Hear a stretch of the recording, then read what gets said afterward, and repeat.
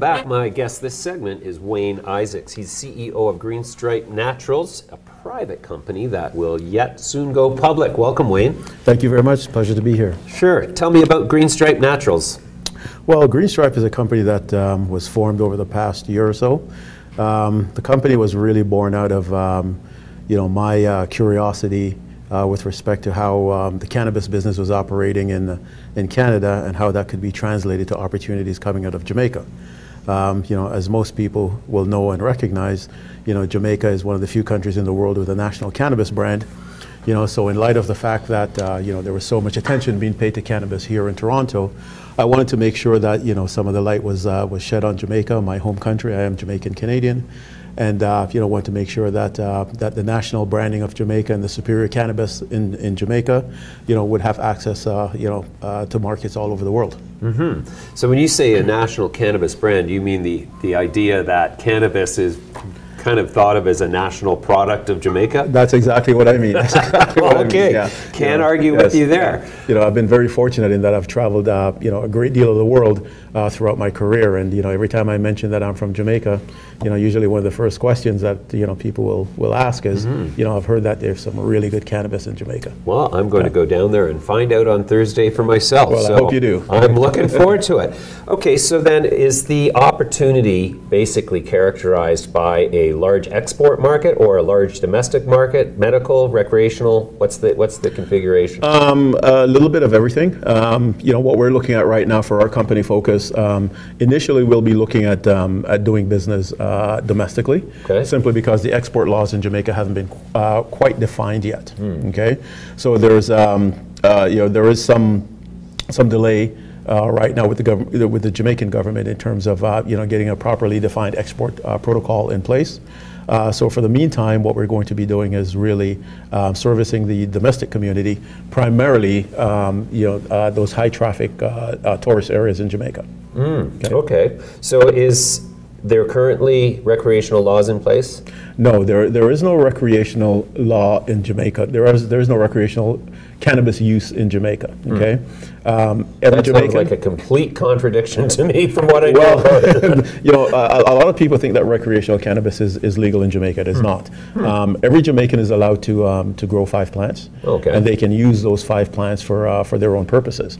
Okay, those purposes may be recreational, medicinal, or sacramental. But there is no real recreational use law in Jamaica that says you're permitted to use cannabis recreationally. What it has been is that it's significantly decriminalized. Okay, so if you are found with cannabis, that would exceed, for example, your personal use amount. Then that could be construed as being contrary to the law. But there is no law that says there's recreational use of cannabis in Jamaica. And this is the first time I've ever heard cannabis use described as sacramental.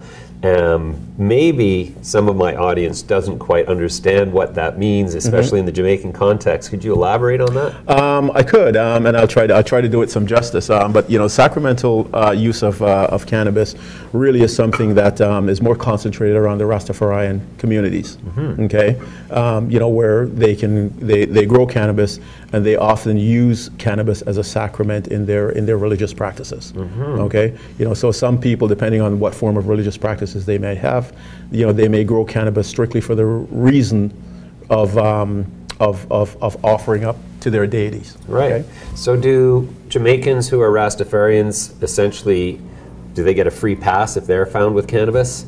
The sacramental laws, if you're a member of certain recognized churches, Rastafarian churches in Jamaica, the cannabis laws allow you to grow and transport and consume cannabis under your sacramental rights. I see. Interesting. So now what is the growth profile of your operation in Jamaica? At this point, what's it going to look like in 12 months, 24 months? Well, right now what we've done is we've recently acquired 5 conditional licenses in Jamaica.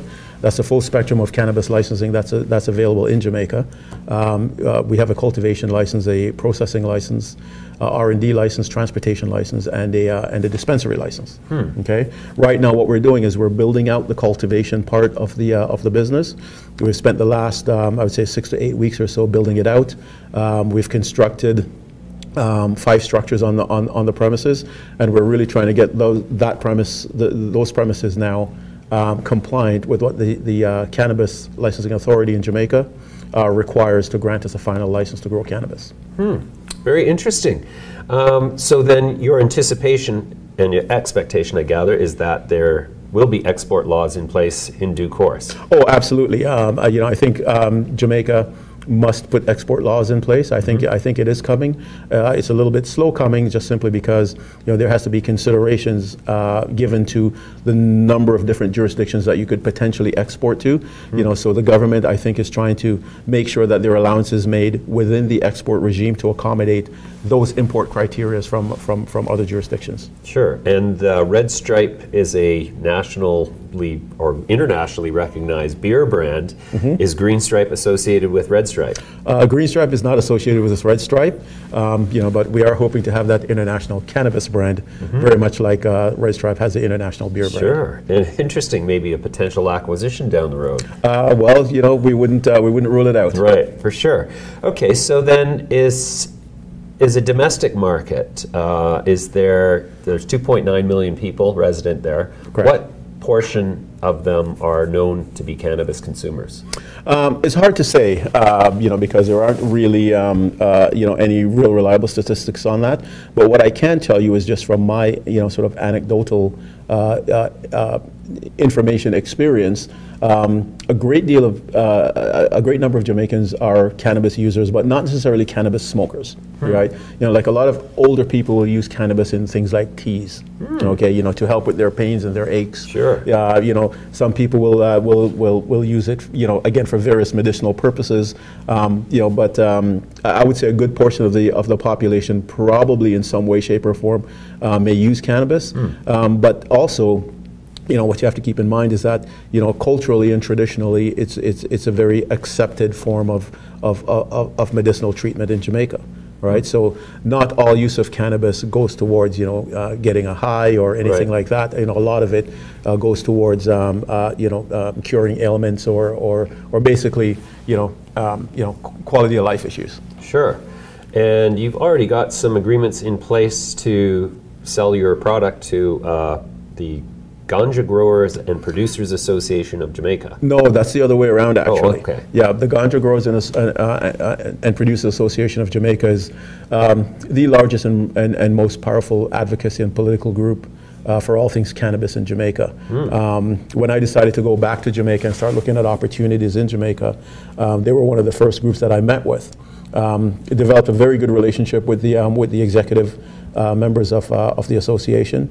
And in the end, what we decided was that Green Stripe would actually get a supply agreement from the Ganja Growers Association, whereby they would supply us with certain quantities of cannabis on a pre-order basis, so that we can distribute that cannabis not only just in the local markets, but also for international distribution purposes as well.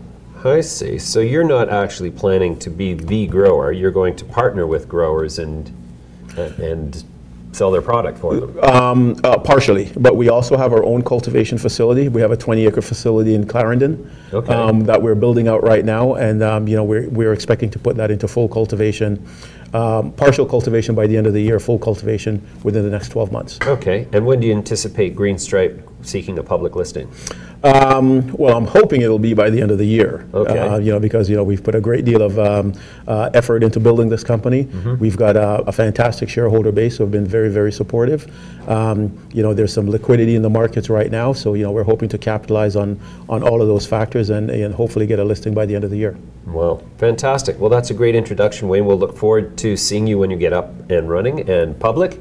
And thank you for joining me today. Well, I'm looking forward to getting you caught up on the story and updating the public on our progress in Jamaica. And thank you very much for having me. Pleasure.